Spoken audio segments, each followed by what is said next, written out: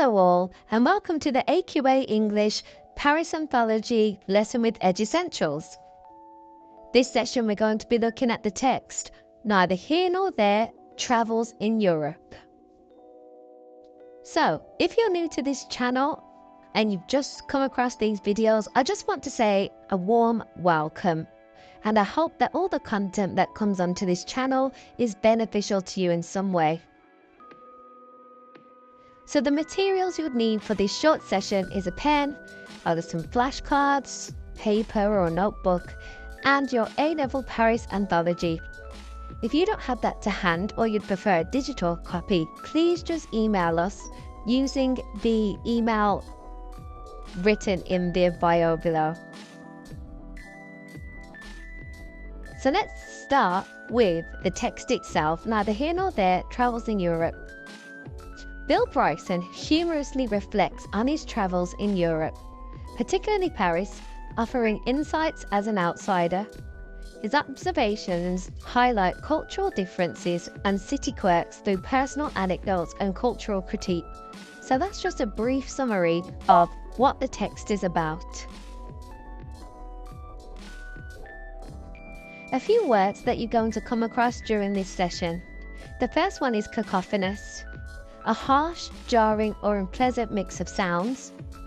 Euphemism, a polite or mild word or phrase used to replace one that might be too harsh, blunt or unpleasant. For example, saying passed away instead of died. Interrogative, a type of sentence or word used to ask a question. For example, what is your name? Onomatopoeia, a word that imitates the sound it describes, for example, buzz, bang, or splash. And finally, plosives, speech sounds made by stopping the airflow and then releasing it suddenly, such as k, the, t, or d. So, before we apply these terms to our analysis, let's look at a bit of contextualization about the text itself.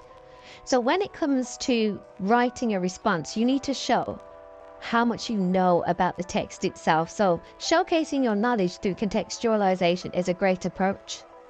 So the genre is a travelogue. The register is that it's informal. Purpose is to entertain and inform.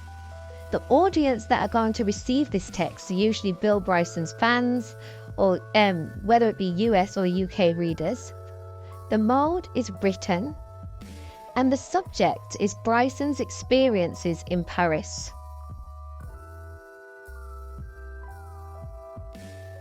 So let's go on to language levels now, and this is important, especially when it comes to your analysis.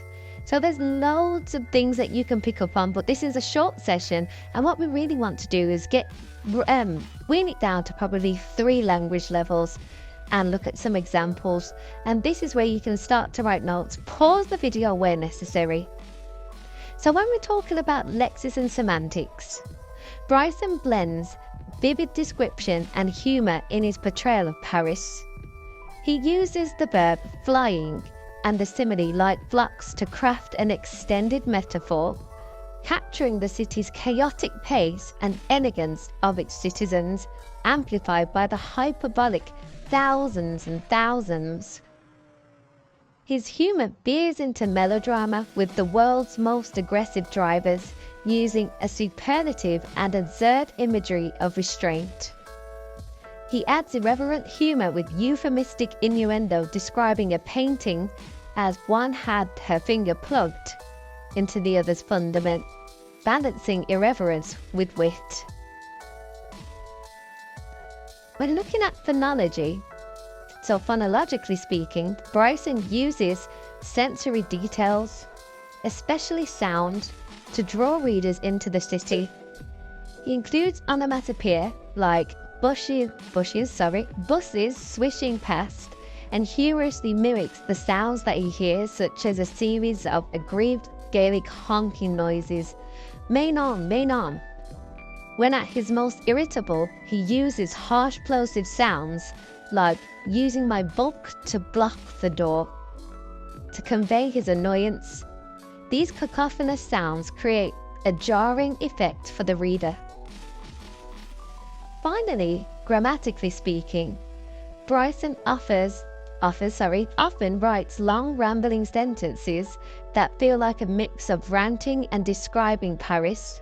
His sentences can stretch over 6 lines or more, such as in lines 80 to 85, where he humorously shares his struggles crossing a road in Paris. He also uses multiple interrogatives to express his frustration with the city's quirks, like on page 19, "Why should cars be given priority over me? How can we be so rich and so stupid at the same time?" So those are the language levels that I've picked up that I think will genuinely help you and you'll remember as well. Now, let's think about themes. Now, obviously, you won't know what theme comes up in your actual exam. However, what I wanted to do was try and link some of these examples that we found in our language levels to themes so you can see how to apply that knowledge.